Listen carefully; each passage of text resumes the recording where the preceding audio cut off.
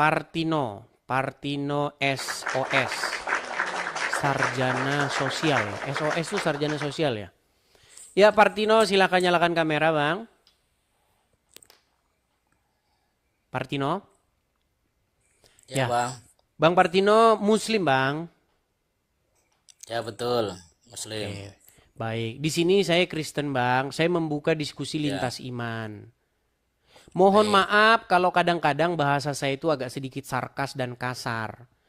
Itu untuk mengimbangi Muslim yang datang ke sini yang marah-marah. Kalau datangnya baik, pasti saya tanggapi baik. Tapi kalau marah-marah, saya tunjuki dalil-dalil juga yang agak sedikit keras. Oke. Ya. Bang, pernah dengar pernyataan-pernyataan petinggi-petinggi atau ulama-ulama ternama Islam yang mengatakan bahwa Kristen itu adalah ajaran begini begitu, ya, bahwa Paulus merubah-rubah, Bible dipalsukan. Pernah dengar itu? Belum sering juga sih. Tapi pernah dengar ya? Iya. Nah, ketika ulama-ulama kalian berkata demikian, itu kan namanya dakwah, betul? Di dalam salib ada jin kafirnya, betul? Lalu dengan nada Setahu melecehkannya, Abdul Somad bilang, Haleluya, gitu betul nggak? kalau spesifik gitu sih kayaknya nggak juga sih, Bang. Nah, kan susah. Gini, Nggak apa-apa, kalau bang, nggak Islam apa-apa. itu, Itu ekspresi orang Islam, nggak apa-apa. Karena itu kan hmm, iman kalian. Cuman saya juga harus boleh dong mengekspresikan iman saya. Cuman itu kok permintaan saya. Kita nggak boleh munafik bahwa menurut ajaran agama Islam, Kristen itu sesat. Menurut ajaran agama Islam. Gak apa-apa orang itu iman kalian. Tapi saya ya. juga boleh mengekspresikan iman saya. Menurut iman saya, Muhammad itu bukan nabi, tapi nabi-nabian.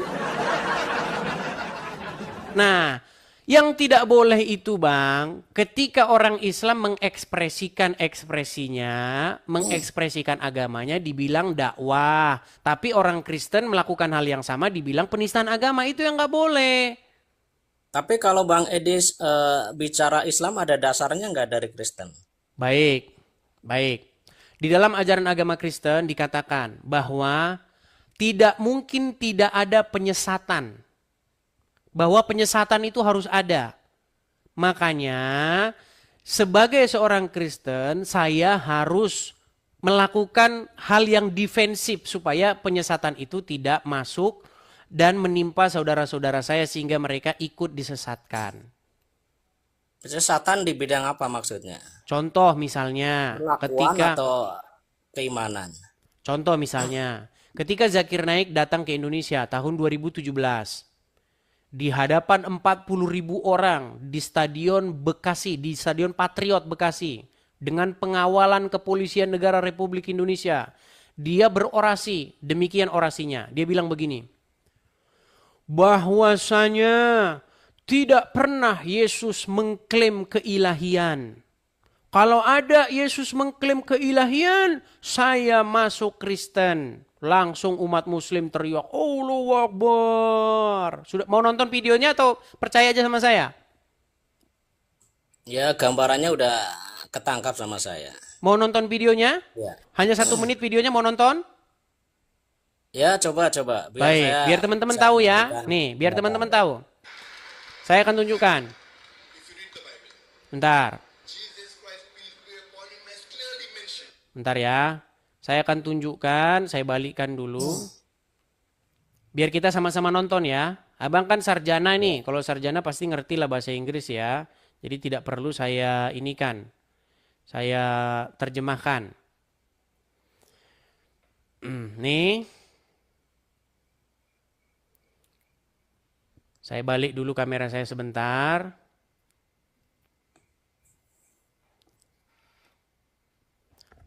Headset saya harus saya ginikan biar suaranya kedengaran.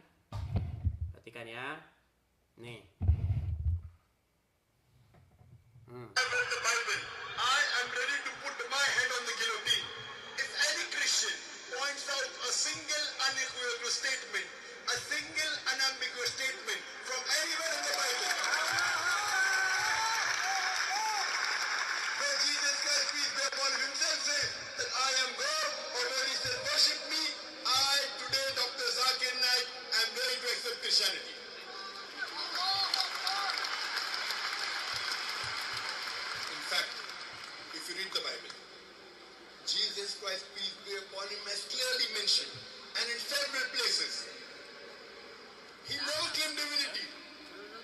It's mentioned in the Gospel of John, chapter number 14, verse number 28. Jesus Christ, peace be upon him, said, my Father is greater than I. Gospel of John, chapter number 10, verse number 29. My Father is greater than all. Gospel of Matthew, chapter number 12, verse number 38. I cast out devil with the Spirit of God. Gospel of Luke, chapter number 11, verse number 20. I with the finger of God cast out devil. Gospel of John, chapter number 5, verse number 30. I can of my own self do nothing. And I hear, I judge, and my judgment is just. For I seek not my will, but the will of my Father. Anyone who says, I seek not my will, but the will of Almighty God, he is a Muslim.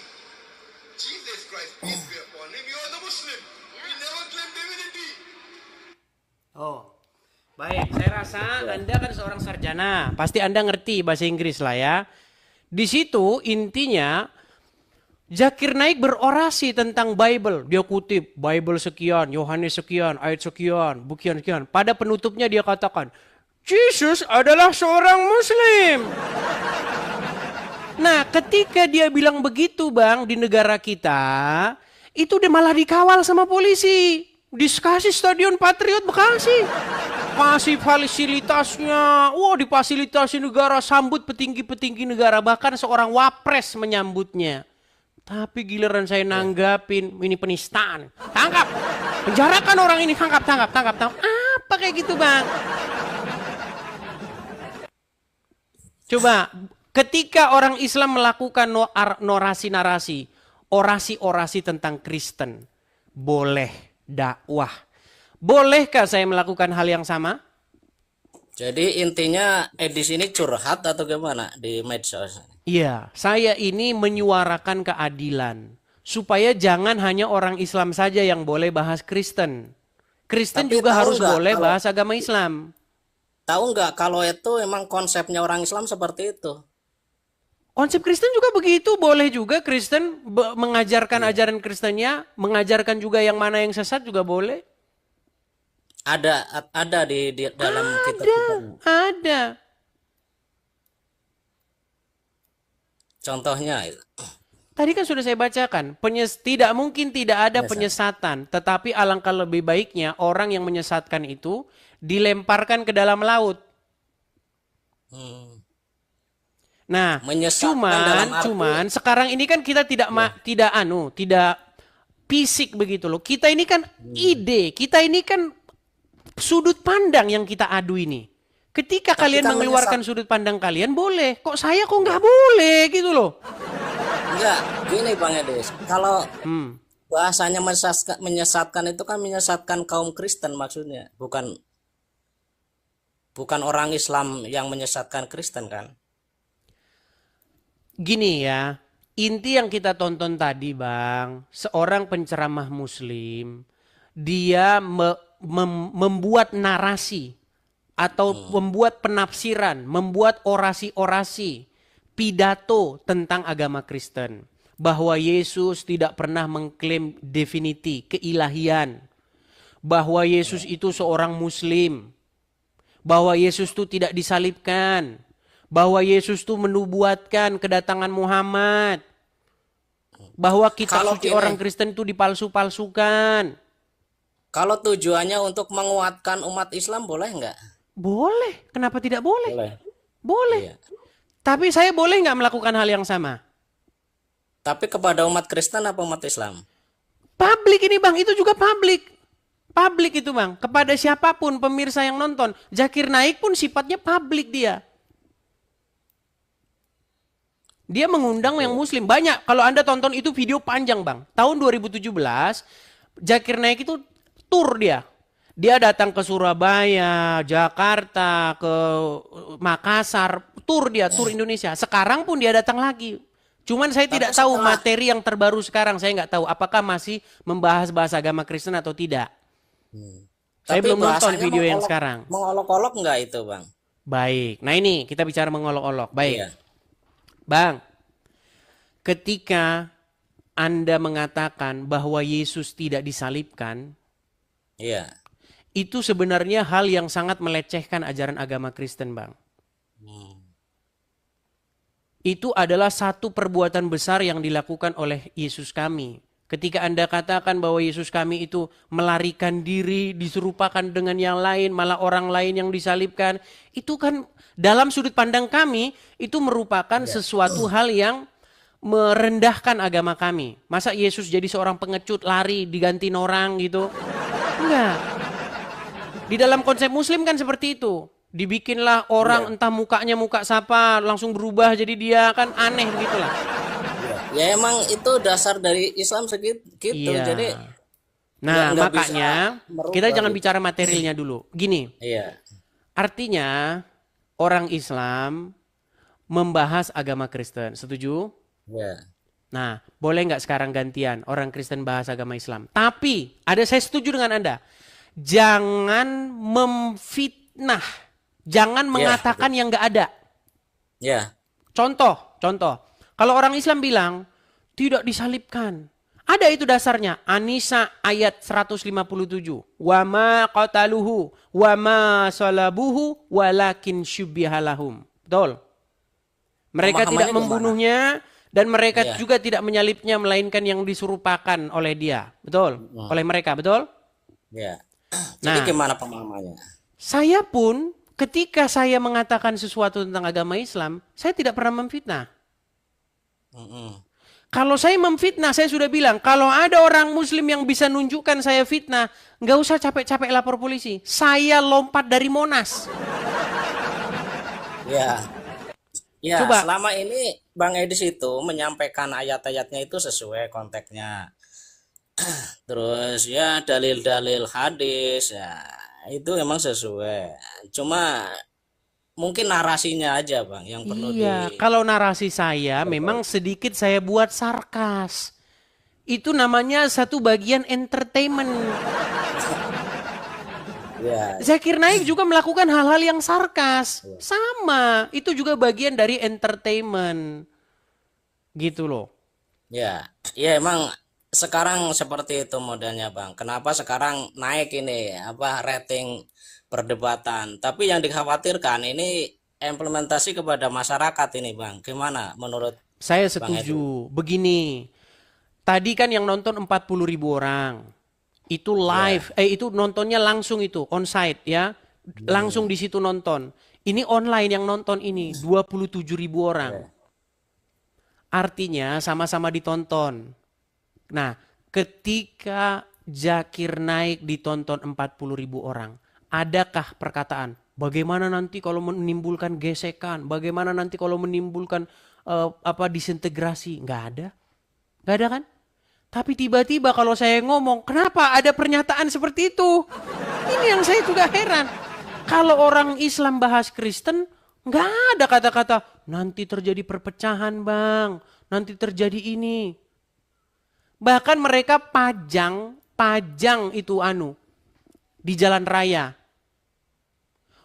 Apanya? Apakah Bible dipalsukan? Ada bannernya itu. Nggak ada menimbulkan disintegrasi, nggak ada polisi di situ nurunin bannernya, nggak ada di situ ulama datang nurunin bannernya, nggak ada.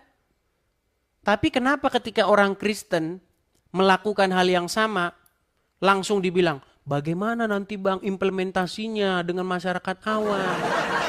Berarti Anda sedang menunjukkan bahwa masyarakat Islam gampang marah. Tapi kan itu sebagian kecil aja Bang yang pro gitu kan. Kenapa dijadikan topik seolah-olah semuanya gitu, Islam itu pro gitu. Baik, buktinya ada nggak orang Islam datang menurunkan banner? Adakah orang Islam datang menghentikan acara itu? Nggak ada. Bahkan didukung oleh petinggi-petinggi negara. Nah, berarti Yang itu- nyambut, Bang tahu nggak yang nyambut Zakir Naik waktu itu siapa?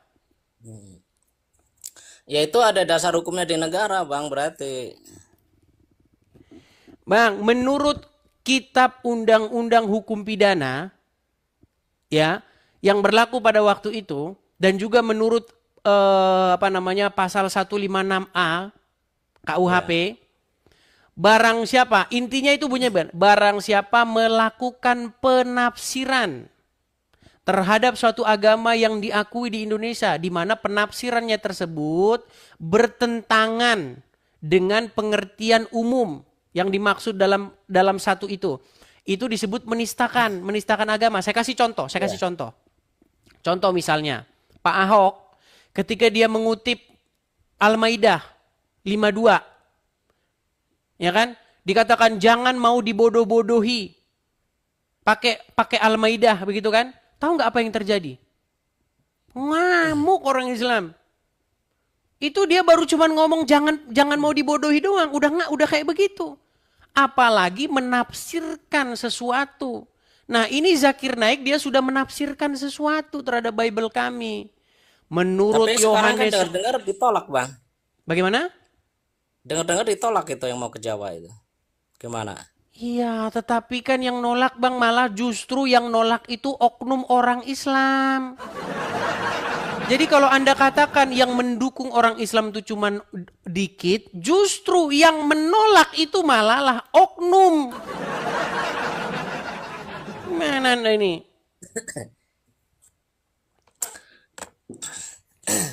Jadi begini, Bang. Jadi ya kita ini aja lah. Kalau masalah pemahaman akidah itu kan kita masing-masing. Ya, kalau sifatnya untuk mengedukasi Bang Edis ya ini untuk masyarakat Indonesia ya khususnya yang masih awam-awam gitu. Jadi ya saya cuma pesan gitulah, jangan terlalu mengjas itu menilai. Misalnya Bang Edis Muhammad A B C D, nah itu kan kompetensinya sebenarnya walaupun itu yang sesuai hadis benar, sesuai Quran yang bacakan Edis benar, kan dalam penerjemahannya beda Bang. Oke, kita kasih contoh Bang. Tadi saya mengatakan Muhammad mengalami dalam tanda kutip, mengalami gangguan dalam tanda kutip kejiwaan. Bukan berarti gila, saya tidak mengatakan dia gila. Muhammad mengalami salah satu emotional disorder atau Ya. depresi mental. Bener nggak Nah, statement itu saya itu? secara logika itu manusiawi nggak? Iya, manusiawi, bener nggak itu? Manusiawi, ya. Tapi yang saya katakan bener nggak? Ya kalau ada dalilnya mungkin benar, saya belum memahami Oke, juga. pernah nggak Muhammad mencoba ingin bunuh diri, menjatuhkan dirinya dari tebing?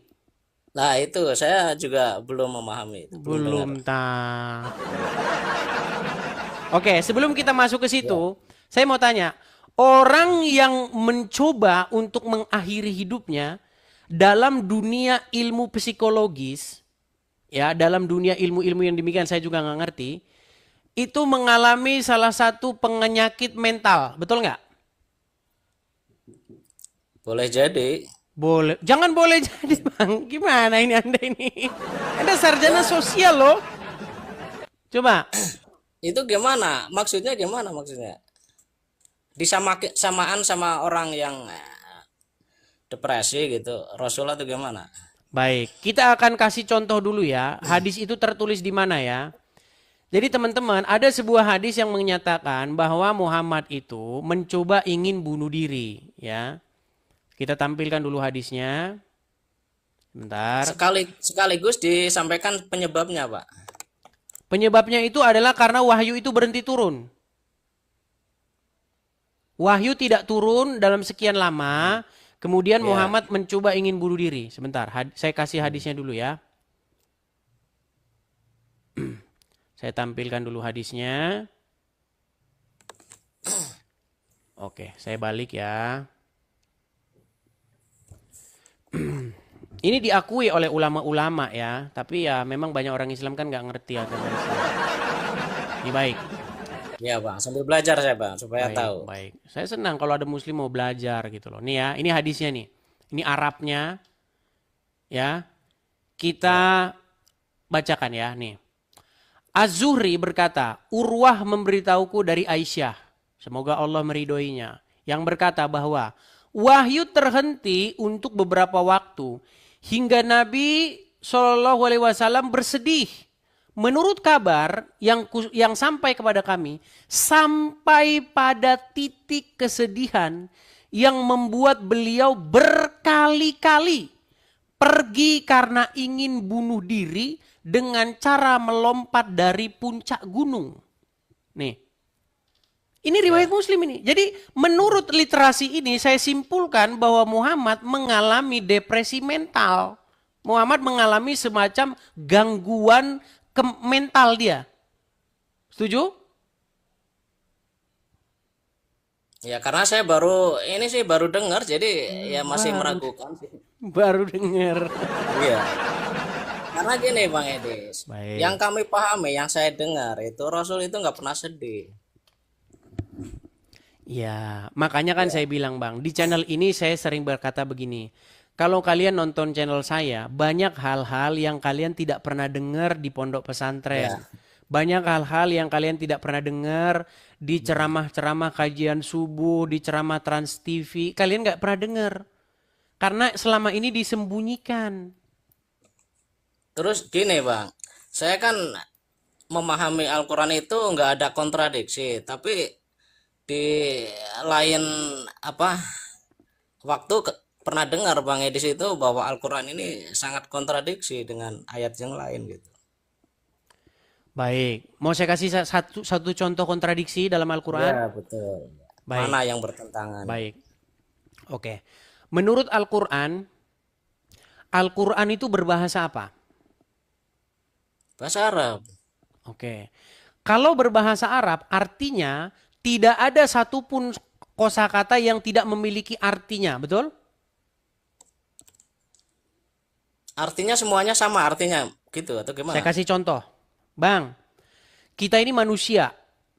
Ya, Menurut Bible, ya, ada banyak sekali bahasa di muka bumi ini. Ada ribuan, puluhan, bahkan jutaan kosakata di muka bumi ini. Setuju? ya. Ada nggak satu kosakata yang tidak punya arti? Kosakata punya arti, Pak. Baik. Artinya semua kosakata ada artinya. Ada. Coba kalau saya ngomong begini, Bang, tungkriung abrokutur Bang. Itu bahasa apa? Nah, nggak tahu kan? Karena tidak ada artinya. Tidak ada satu kosakata yang dia tidak punya makna. Ya kan tergantung bahasanya itu. Bahasa apapun, Bang. Maknanya itu bahasa kacau. Iya, bahasa kacau. Jadi, selama kita jadi orang Indonesia, tidak ada orang Indonesia yang ngerti tungkriung itu apa. Anda tahu tungkriung itu apa? Nggak tahu kan? Ya Sama, saya juga Bang nggak Edis tahu. yang tahu. Bang Saya Edis juga yang nggak tahu tahu. mungkin.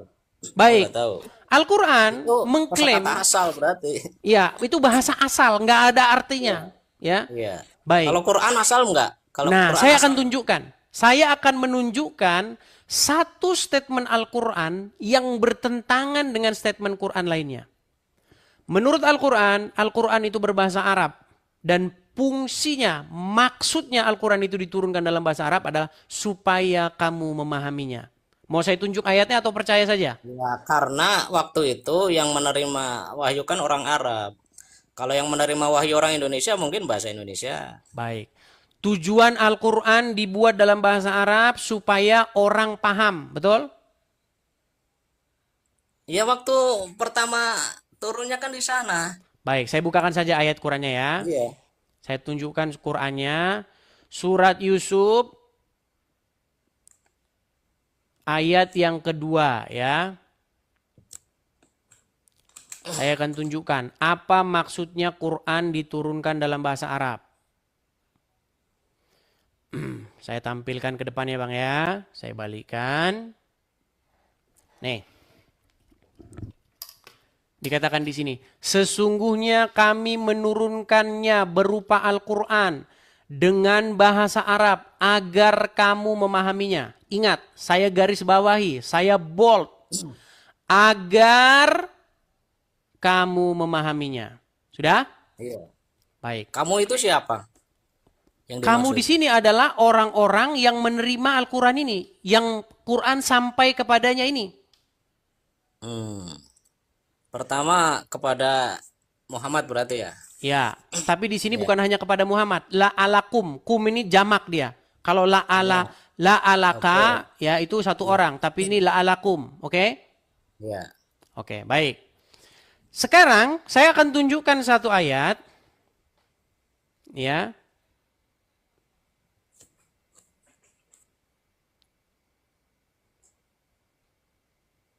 Saya akan tunjukkan. Nih Bang ya. Oke, Anda tahu ini apa? Kaligrafi, Bang. Ya, ini ayat Quran nggak ini? Oh ya, kalau tulisannya AL itu ya. Dan mim. Alif lam. Mim, ya. Oke, alif lam mim. Bang, ini ayat Quran bukan alif lam mim ini? Alif lam mim, ya itu biasanya di awal-awal surat gitu. Ya, alif lam mim. Coba saya tanya, tujuan Al-Quran diturunkan supaya kamu memahami, betul? Ya. Oke. Coba, ada nggak orang Islam yang paham ini? Ya, itu perlu konteksnya belajar dulu sih. Kalau saya nggak memahami, Nggak memahami. Berarti klaim Al-Quran itu menjadi dusta nggak? Karena nggak ada satupun orang Islam yang paham ini, Bang. lo tahu Bang Edis? Karena tadi disebutkan, la kami turunkan Quran kepada kalian dalam bahasa Arab, la alakum takilun, supaya kamu memahaminya. Ternyata tidak ada satupun orang Islam yang memahaminya. Dan itu dikonfirmasi oleh Al-Quran. Saya tunjukkan ayat konfirmasinya. Bahwa tidak ada orang Islam yang paham itu. Nih, di dalam surat Ali Imran, ayat yang ke-7, ya, saya tunjukkan. Benarkah tidak bahwa Al-Quran sendiri mengkonfirmasi? Nih, perhatikan. Ini Ali Imran ya, ayat yang ke-7 ya. Nih, apa dikatakan di sini? Imran ayat Dialah yang menurunkan Al-Quran kepada kamu. Di antara isinya ada ayat-ayat yang muhkamat. Itulah pokok-pokok isi Al-Quran. Dan yang lain mutasyabihat. Tahu nggak Anda pengertian mutasyabihat? Ya. Mutasyabihat itu nggak ada yang ngerti. Ya, Nih. itu konteksnya begini, Bang. Jadi Allah itu menunjukkan suatu ayat, ada yang bisa dipahami, ada yang belum bisa dipahami secara langsung itu.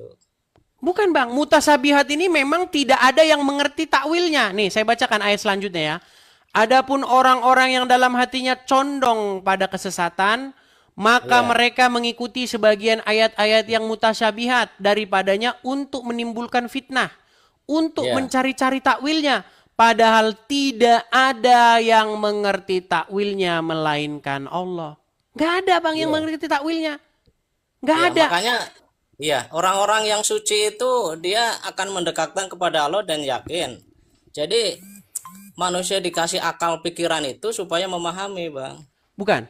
Anda nggak maksud yang saya maksudkan. Begini Bang, Partino ya. Ya, coba gimana? Maksud Al-Quran diturunkan supaya orang itu paham atau mengerti. Betul? Ya, betul. Tetapi faktanya banyak orang Islam atau seluruh orang Islam tidak mengetahui ayat-ayat tertentu. Setuju? Ya. Ya. Bahkan Allah itulah. sendiri mengomentari Al-Quran. Di dalam Al-Quran tersebut ada ayat-ayat yang tidak diketahui atau mutasyabihat. Yang tidak seorang pun mengetahui maknanya. Terus buat apa Bang itu diturunkan? Bukankah itu bertentangan dengan statement yang satunya?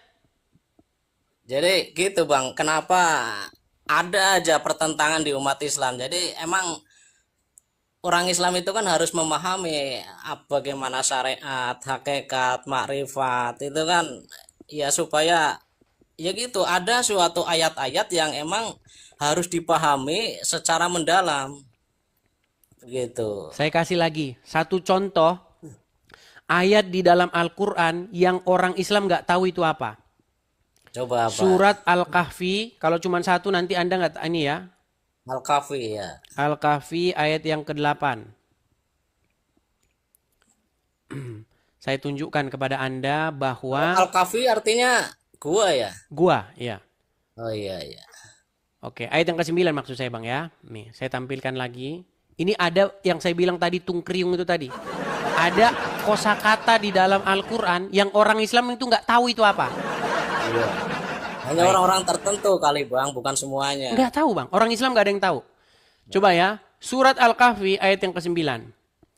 Apakah kamu mengira bahwa Ya. orang-orang yang mendiami gua dan dalam tanda kurung mempunyai rokim itu, mereka termasuk tanda-tanda kekuasaan kami yang mengherankan. Saya tanya sama Iya, abang, bang. iya. Rokim ini apa, bang?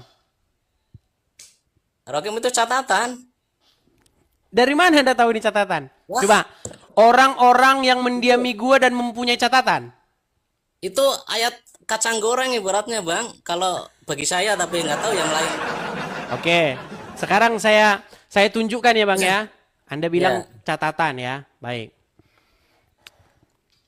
Nih ya, saya ya senang tunjukkan. juga saya berdiskusi dengan Bang Adis ini paham juga.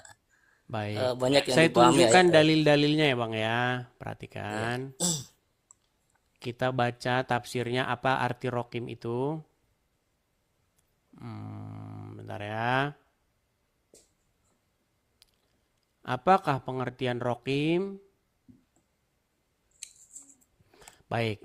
Ini menurut salah satu tafsir rokim itu yaitu kitab. Yang di Ya. dalamnya tertulis nama-nama kisah-kisah mereka. Oke. Kitab ya. Kita lihat yang lain. Apa arti rokim? Ad-Dahak berkata, Kahfi adalah gua yang ada di lembah dan Rokim adalah nama lembah itu.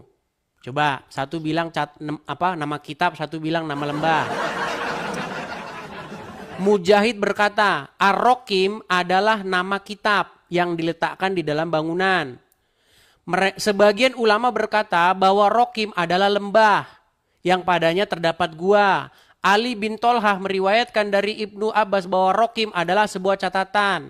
Said Jubair berkata Ar-Rokim adalah sebuah prasasti yang tertulis dalam sini dan seterusnya. Ini banyak bang, ada yang bilang nama anjing, ada yang bilang nama kitab, ada yang bilang nama desa, ada yang bilang nama desa, nama lembah. Nih Ar-Rokim merujuk kepada wazan fa'il yang maknanya adalah tertulis. Nih, terus dikatakan sebagaimana dikatakan terhadap orang-orang yang terbunuh qatil dan orang-orang yang terluka disebut jarih. Hanya Allah lah yang mengetahui. Bagi Wallahu saya alam bisawab. nggak dipersulit sih bang. Dimudah Bukan, aja. gini, yang saya maksud begini bang. Gini, saya balikan dulu ya, gini. Saya tampilkan dulu wajah saya. Bang, kita udah lama ngobrol dalam bahasa Indonesia. Kalau kita ketemu satu kosakata, contoh, kita baca nih ya. Budi pergi ke pasar membeli kue. Ada nggak Ya. kita yang berdebat? Menurut Parminto, kue adalah jenis begini. Menurut ini, kue adalah ini. Jadi, kita semua tahu apa itu kue. Ketika kita menemukan sebuah kosakata, tidak ada orang Indonesia yang menurut pendapat si Anu, ini kata ini artinya ini, menurut si Fulan kata ini artinya ini. Pertanyaan saya begini, kenapa kalau bahasa itu memang betul-betul bahasa Arab, kosakata Arab, kenapa kok menurut si Udin artinya ini? Menurut si Fulan artinya nama anjing. Menurut itu menjadi satu indikasi bahwa kosakata itu sebenarnya tidak dimengerti apa artinya. Berarti nggak tahu tujuannya bang. Sebenarnya itu kan dikonfirmasi oleh ayat Quran yang Jadi lain gini. yang saya tunjukkan tadi. Di dalam surat Ali Imran ayat yang ke-7. Di dalam Al-Quran tersebut ada ayat-ayat yang mutasyabihat. Yang tidak seorang pun mengerti maknanya. Jadi kalau orang yang punya pemahaman kitab yang benar gini bang, ibaratnya kan cahaya. Orang yang ada cahaya, dia mau bahasa apa aja, dia akan ngerti arahnya. Oh ini, arahnya ke sini gitu bang. Mudahnya begitu. Tapi kalau dia berjalan dalam kegelapan, emang dia masih meraba-raba. Dikasih pemahaman seperti apapun, dia nanti pemahamannya akan beda-beda juga, akan lain-lain. Itu ke sana arahnya. Oke. Ngerti nggak? Kalau gini saja. Kalau begitu Anda akui nggak ada kosakata dalam Al-Quran yang tidak dimengerti oleh satupun orang Islam? Ya mungkin ada juga sih, karena nggak semua orang mungkin memahaminya. Oke. Adakah orang yang mengerti Arahnya arti itu alif lam mim? sebenarnya tahu. tujuannya tahu. Oke, adakah orang yang mengerti arti alif lam mim?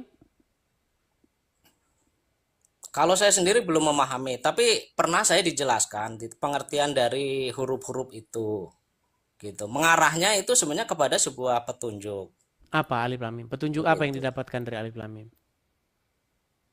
Ya maaf kalau saya di sini kan penontonnya hampir 30.000 ya, takut saya menyalahkan ini apa pemahaman Oke gitu. lah. Baiklah. Jadi gini Bang. Coba Anda tahu nggak? Pasti orang Islam tahu bunyi ayat ini. Zalikal kitabu la roiba fihi hudal lil muttaqin. Pernah dengar ayat itu? Iya, Pernah dengar? iya. Oke, apa artinya? Ya, inilah kitab, tidak ada keraguan. Tidak ada keraguan. Sekarang saya tanya, apa pengertian keraguan? Itu meyakinkan, Oke. tidak ada Oke, ada kepastian, betul? ya, Ada kepastian, betul? ada kepastian. Oke. Contoh. Di manakah Budi hari ini? Nggak tahu. Entah dia lagi di pasar, entah dia lagi ada di rumah. Ketika tidak ada jawaban atau ada absentia di dalam pikiran, tidak tahu itu apa, maka itu adalah keraguan, betul? Kalau belum pasti kita memahami berarti Keraguan, ada betul? keraguan. Iya. Oke. Anda tahu alif lam mim? Alif lam mim, yaitu tadi huruf. Ya, Anda tahu apa itu artinya? Iya. Nah, kurang paham. Tidak tahu. Berarti Anda memiliki keraguan nggak? Maksudnya dari alif lam mim itu. Coba, saya ulangi lagi ya. Saya Iya, dari berharap alif ada lam mim seorang itu muslim saya yang masih mau meragukan. jujur. Saya Iya, ulangi. tidak Saya ulangi. paham. Iya. Quran mengklaim Zalikal kitabu, inilah kitab. La roiba Iya, fihi, tidak ada keraguan padanya. Petunjuk bagi iya, orang-orang yang bertakwa. iya. Oke. Al-Quran mengklaim tidak ada keraguan padanya. Sementara Anda memiliki keraguan padanya. Apa keraguan yang Anda miliki? Anda tidak tahu jawaban. Anda tidak tahu maksud yang dimaksudkan dalam Al-Quran tersebut. Contoh, alif lam mim. Apa itu alif lam mim? Anda tidak tahu. Tapi kan bukan Quran itu, Bang. Alif lam mim bukan Quran. Bukan, itu cuma kata aja, kata yang ada dalam Quran. Jadi bukan Lalu Quran yang dimaksud Al-Quran? secara utuh gitu. Jadi gini, yang namanya Quran itu kan pertama dia ada judul, terus ada pendahuluan, terus ada penutup. Oke, Yang baik. semua itu Oke, isinya kalau Ali Imran ayat ke-7 itu Al-Quran bukan? Ali Imran surat ayat Surat Ali Imran ayat yang ke-7 itu Al-Quran bukan? 7 ayat Al-Quran. Iya. Al-Quran. Ayat itu Al-Quran. berkata, di dalam Al-Quran ada ayat-ayat yang mutasyabihat. Tahu mutasyabihat Ya, itu apa? ya. Apa mutasyabihat? Belum. Ambigu Harus bang, itu sengaja nggak diterjemahkan. Makanya ya. penerjemah Quran ini kadang-kadang juga kata-kata tertentu nggak diterjemahkan. Arti mutasyabihat adalah nggak jelas atau ambigu. Nah, Tahu nggak pengertiannya Bang Edis? ambigu nggak jelas, keraguan-raguan, nggak ngerti kita itu apa. Pemahaman dari ayat itu larinya kemana gitu? Intinya tahu nggak? Oke, gini aja dah, kita pelan-pelan dah. Yang ngomong itu siapa? Yang menyampaikan Nabi Muhammad. Atau Ya, ini Muhammad kan disampaikan dari orang Allah. lain, betul nggak? Ya, Muhammad dapat dari mana? dari wahyu, Dari wahyu. Siapa yang mengucapkan wahyu itu? malaikat, Malaikat dapat dari mana? dari Allah. Oke, jadi Allah berfirman di dalam Al-Quran tersebut ada ayat-ayat yang ambigu, betul? Bukan ambigu, mutasyabihat kali. Mutasyabihat itu bahasa Arab, Bang. Ya, Kita kasih lihat. Mutasyabihat adalah, saya balik dulu kamera saya ya. Ini kan nggak diterjemahkan ini mutasyabihat ini apa. Baik. Apakah arti mutasyabihat? Kita lihat ya.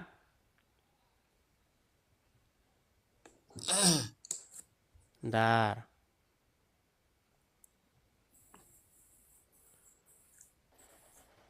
Oke, sudah lihat ya.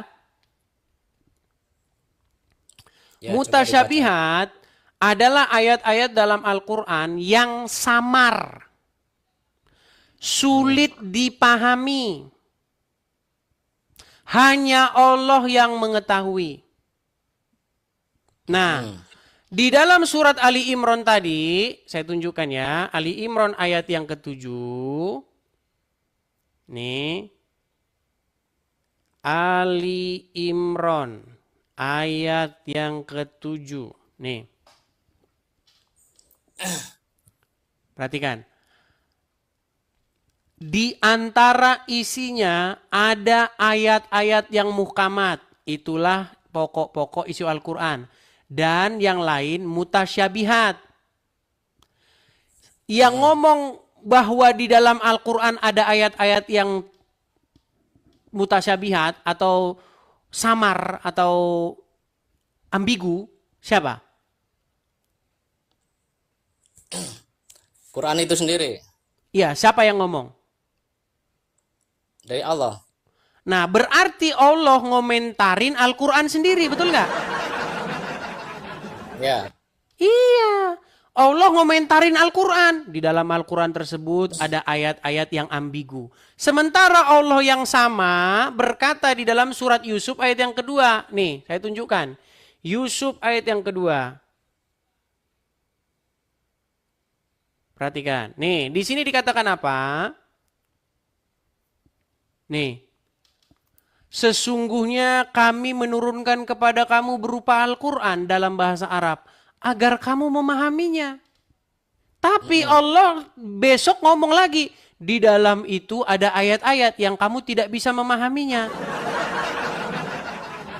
Bagaimana mungkin Allah menurunkan ayat biar bisa dipahami, tetapi di detik yang sama Allah bilang di dalam itu ada ayat-ayat yang gak bisa dipahami. Oh, jadi Itu sama saja yang begini dimaksud bang, sama saja begini. kontradiksi ya. Itu sama-sama saja begini loh, begini. Oh ya. Ya, kamu, saya kasih tulisan dalam bahasa, contoh saya ngomong sama, misalnya Anda orang Jawa misalnya, nggak ngerti bahasa Indonesia misalnya. Kamu saya kasih tulis dalam bahasa Jawa, supaya kamu bisa memahami.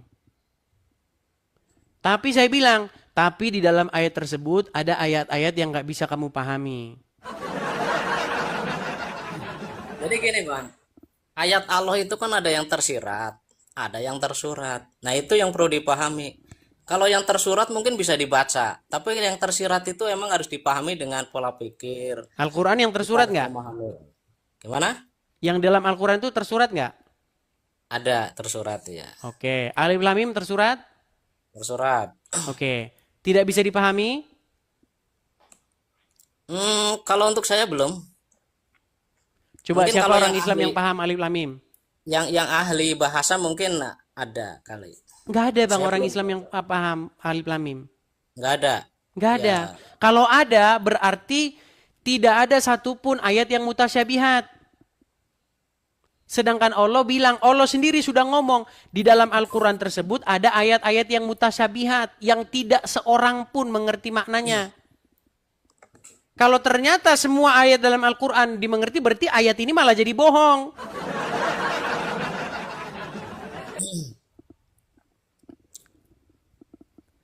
Ya itu Oke lah bang, sebenarnya mungkin Bang Edis juga masih jangan ragu sih, dipaksakan jadi lah ya, karena iya, Anda, Bang Edis juga masih ragu, jadi jangan terlalu diekspos lah kayak gitu. ya.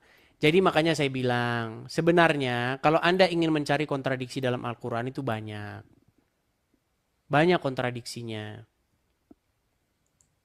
Itu Kalau hal-hal pemahaman yang, saya gini sih Bang, bahwa tafsirul ayat itu bil ayat wa tafsirul ayat bil huda. Jadi kalau kita memang mau menafsirkan ayat supaya benar-benar paham, itu kan kita harus memaknai dengan ayat yang lain. Kalau Bang Edi sudah mengatakan kontradiksi, itu nanti mematahkan Bang orang-orang yang mau belajar Quran. Gimana? oke. Baik, saya mau tanyalah yang sederhana, atau yang kayaknya dia mau yang bentuknya eksak-eksak aja. Contoh, dengan apa Allah menciptakan Isa? Isa. Mm-mm. Menurut Ya Al-Quran, kalau secara global ciptaan manusia itu kan dari tanah, ya saripati dengan tanah. berfirman. Hmm, ada emang ada. Oke, Allah menciptakan Adam dengan berfirman atau dengan membentuk sebuah apa dari tanah. Pokoknya ada catatannya sih dalam Al-Quran sebagai petunjuknya ada.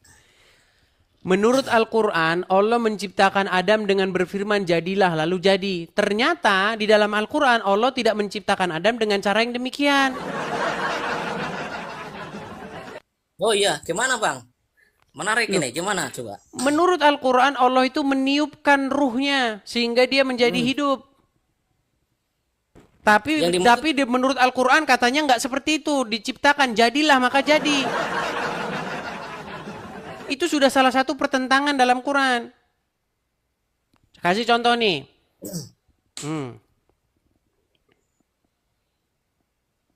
kenapa Bentar bisa ya. begitu? Itu menunjuk satu objek yang sama atau beda? Sebentar. Saya tunjukkan ayatnya dalam Quran ya. Bagaimana proses penciptaan Adam menurut Al-Quran.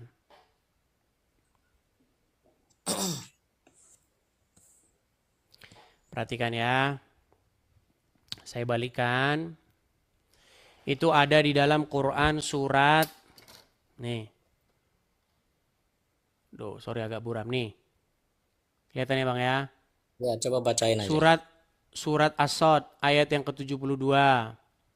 Maka apabila telah kusempurnakan kejadiannya dan kutiupkan kepadanya rohku, maka hendaklah kamu tersungkur dengan sujud kepadanya. Ini penciptaan Adam, Bang.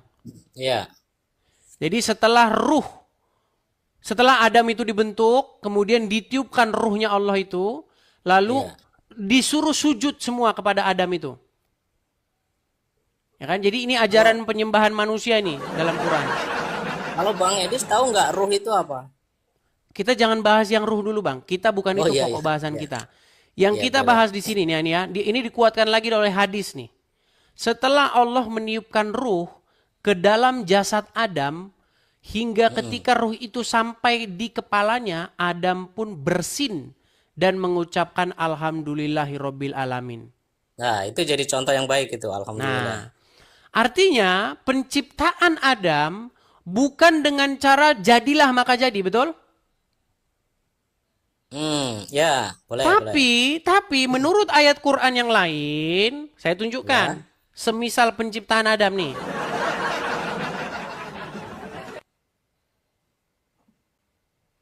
Bentar ya. Saya tunjukkan ayatnya. Itu ada di dalam Quran surat Ali Imran ayat yang ke-59. Apa dikatakan di sini? Sesungguhnya misal Isa di sisi Allah ialah seperti penciptaan Adam. Allah menciptakan dari Adam dari tanah, kemudian Allah berfirman, jadilah.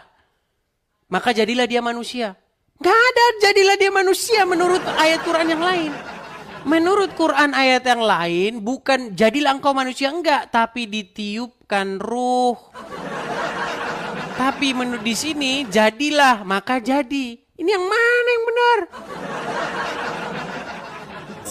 Yang benar itu yang bisa memahami Bang Edis. Kalau nggak bisa memahami nggak? Kontradiksi. Berah. Ya, jadi gini, konsep ruh di situ kan, konsep dia meniupkan sebuah ajaran untuk diyakini oleh Nabi Adam dan keturunannya. Nah, konsep kejadian manusianya itu digambarkan Nabi Isa itu seperti Nabi Adam. Mulailah mengarang bebas. Gitu. Oke lah Bang, kita undang dulu muslim yang lain ya. Siap, makasih Bang. Oke, sama-sama Bang Partino, sama-sama. Ya, saya ya.